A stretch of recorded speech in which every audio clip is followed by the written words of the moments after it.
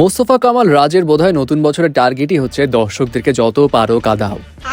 বলছি তার লেটেস্ট নাটক যেটা রিলিজ পেয়েছে সম্পর্কের গল্প, এইটা নিয়ে প্রায় 2 ঘন্টার এই ফিকশনটি এত পরিমাণ জনপ্রিয়তা পেয়েছে যে 2 দিনেই ইউটিউবে প্রায় 80 লাখ অর্থাৎ 8 মিলিয়নেরও বেশি দর্শক দেখে ফেলেছে এবং 20,000-এর বেশি কমেন্ট সেকশনও এসছে, যেখানে ম্যাক্সিমাম কমেন্টস পজিটিভ এবং অনেকের কথা পার্টিকুলার কিছু সিন দেখে সবাই এতটাই ইমোশনাল হয়ে গিয়েছিল যে চোখের জল অনেকেই ধরে রাখতে পারেনি। তো কি আছে এই নাটকে actually?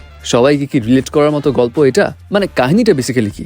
Well, long story short বলতে গেলে এই নাটকটার গল্প হচ্ছে মা মেয়ের সম্পর্কের একটা জটিল মানচিত্রের বিষয়।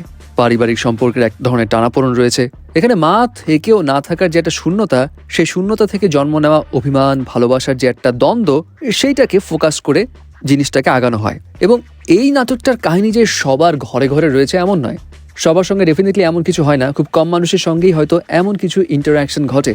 সো অবভিয়াসলি এই নাটকের যে থিম সেটা তো অনেকের সঙ্গে রিলেটেবল হওয়ার কথা ছিল না, বাট এখানেই ডিরেক্টরের সার্থকতা।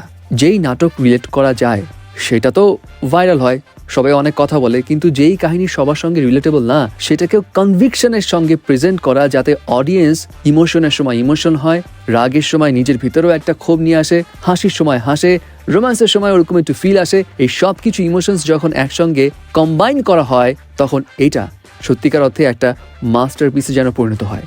অফকোর্স মোস্তফা কামাল রাজের যে ভিশন, তার যে প্রেজেন্টেশন সেটা আউটস্ট্যান্ডিং ছিল, কিন্তু এখানে ইম্পর্টেন্ট একটা বিষয় যেটা নিয়ে সবাই কথা বলছে সেটা হচ্ছে মুনিরা মিঠু এবং দিলারা জামানের পারফরমেন্স। ইউজুয়ালি নাটকগুলোতে কি হয়, যাদেরকে আমরা নায়ক নায়িকার চরিত্রে দেখি অর্থাৎ জোভান, তোচনি, তাদেরকে নিয়ে বেশি আলোচনা হওয়ার কথা, তাদেরকে নিয়েই বেশি কথাবার্তা হয়, কিন্তু এইখানে সাপোর্টিং রোলে মুনিরা মিঠু এবং কিংবদন্তি অ্যাক্ট্রেস দিলারা জামান, তাদের পারফরমেন্সটা এমন লেভেলে পৌঁছেছে যে তারা এখন সোশ্যাল মিডিয়ায় ছেয়ে গেছে বস।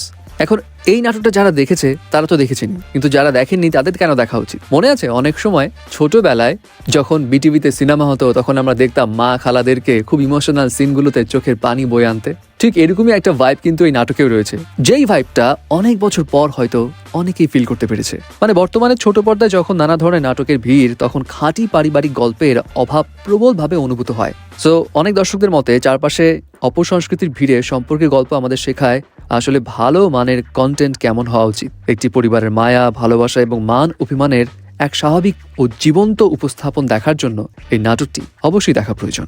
এবং অনেকেই মনে করেন গতানুগতিক ধারার বাইরে গিয়ে এমন আবেগময় এবং গভীর জীবনবোধ সম্পন্ন গল্পের মাধ্যমে বাংলা নাটক তার হারানো গৌরব আবার ফিরে পাচ্ছে। এবং দর্শকদের কমেন্টস অনুযায়ী যখন পারিবারিক মূল্যবোধের গল্পগুলো হারিয়ে যাচ্ছিল, তখন এমন নাটকগুলো আবারও প্রমাণ করছে যে সাধারণ মানুষের জীবনের গল্পই সবচেয়ে বেশি পাওয়ারফুল।